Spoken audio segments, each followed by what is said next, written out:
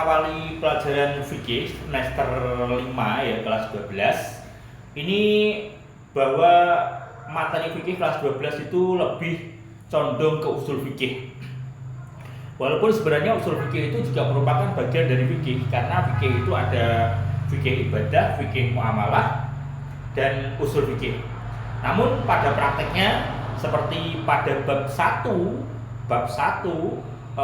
di kelas 12 semester 1 itu bab satunya adalah konsep usul fikih. Jadi di situ terkesan di dalamnya ada perbedaan antara fikih dengan usul fikih. Nanti sebelumnya kita akan membahas dulu fikih itu apa, karena dalam bab pertama itu ada pembahasan tentang pengertian fikih dan usul fikih. Jadi di sini seakan-akan mengklasifikasikan, ya, membedakan, ada perbedaan antara fikih dan usul fikih, meskipun sebenarnya usul fikih itu merupakan rumpun dari fikih itu sendiri. Bahkan dalam pelajaran atau kelas agama, maka di situ ada pelajaran fikih, ada pelajaran usul fikih. Cuman karena kalian ini adalah kelas non agama, non jurusan agama, penjurusan agama, ya berarti nanti usul fikih itu diajarkan dalam mata pelajaran fikih, yakni kelas 12. Lalu apa sih perbedaan antara fikih dengan usul fikih itu? Kalau kita mau mencari perbedaannya, ya, walaupun sekali lagi fikih itu merupakan bagian dari usul fikih, itu merupakan bagian dari fikih. Fikih itu adalah mata pelajaran, gitu ya, mata pelajaran yang di dalamnya itu mengajarkan kita bagaimana kita itu bisa berhubungan. Bagaimana kita itu bisa berhubungan dengan baik. Berhubungan baik dengan siapa? Berhubungan baik dengan Allah dan berhubungan baik dengan sesama manusia. Nah, itu fikih. Jadi kalau kita belajar fikih, maka dalam pelajaran fikih itu bisa kita katakan bahwasanya di sana kita diajarkan tentang tata cara berhubungan, baik berhubungan dengan Allah maupun berhubungan dengan sesama manusia. Nah, berhubungan dengan Allah itu kita sebut dengan istilah hablum minallah. Sementara berhubungan dengan sesama manusia itu kita sebut dengan hablum minannas. Nah, tata cara berhubungan baik dengan Allah yang kita sebut dengan hablum minallah itu istilahnya adalah masuk dalam ranah fikih ibadah. Kemudian tata cara berhubungan dengan sesama manusia itu kita istilahkan, yang hablum minannas ini kita istilahkan dengan fikih muamalah. Jadi kalau fikih ibadah itu ya kita diajarkan tentang sholat, mulai dari syarat rukunnya sholat, kemudian tata cara sholat, yang membatalkan sholat, dan seterusnya.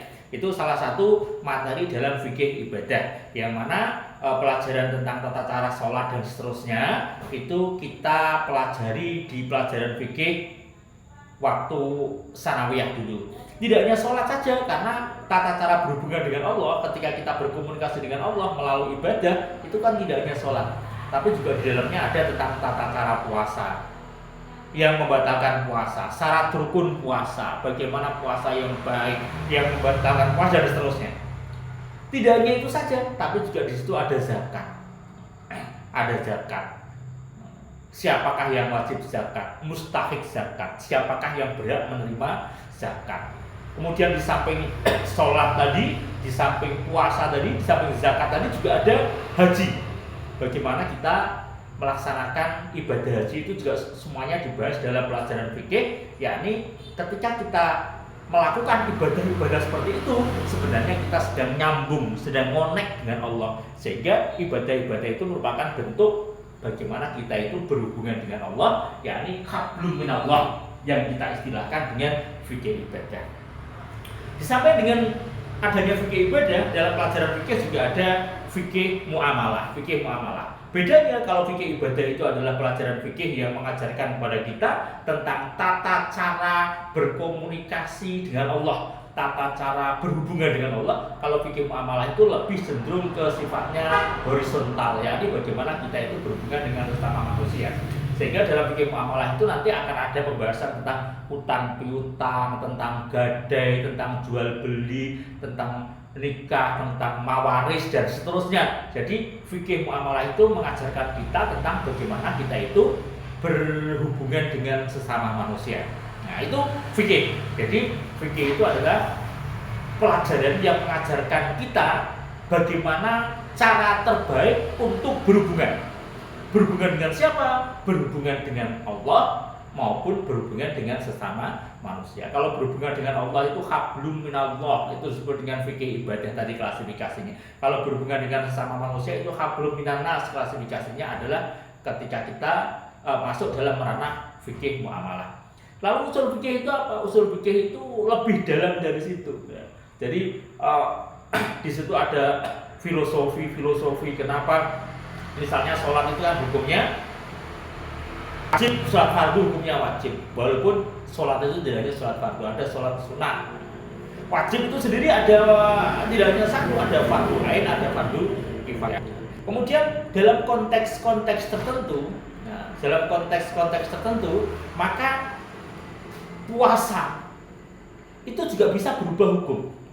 Misalnya puasa Ramadan itu kan hukum aslinya, hukmun lidatihinya itu kan wajib. Tapi dalam konteks tertentu wajibnya puasa itu bisa berubah menjadi tidak wajib. Yang mana hukum itu bukan hukmun lidatihinya tapi hukmun lighairihinya. Misalnya puasa Ramadan itu wajib ketika kita sudah muslim, kemudian tanpa ada halangan apapun maka wajib bagi kita. Cuman ketika nanti ada kondisi-kondisi tertentu yang menyebabkan kita tidak bisa berpuasa, maka hukum wajib puasa Ramadan itu bergeser dari wajib menjadi hukum yang lain. Itu namanya hukum. Kemudian ada juga puasa di luar Ramadan yang notabene tidak dihukum wajib itu juga bisa bergeser menjadi wajib. Contohnya puasa Nadar. Kemudian ada juga permasalahan-permasalahan kontemporer. Permasalahan-permasalahan kontemporer ini adalah masalah-masalah yang tidak terdapat hukumnya dalam Al-Quran dan hadis.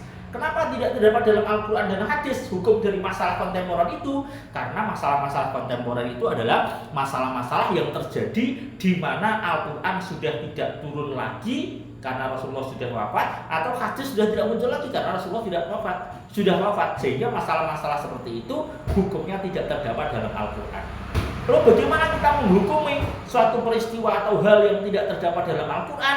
Maka disitulah peran usul fikih, salah satunya seperti itu. Ya, salah satunya seperti itu. Anak-anak sekalian, sekilas pembahasan tentang konsep fikih dan usul fikih atau pengertian persamaan dan perbedaan antara fikih dan usul fikih. Nanti akan kita lanjutkan pada bab berikutnya. Oke.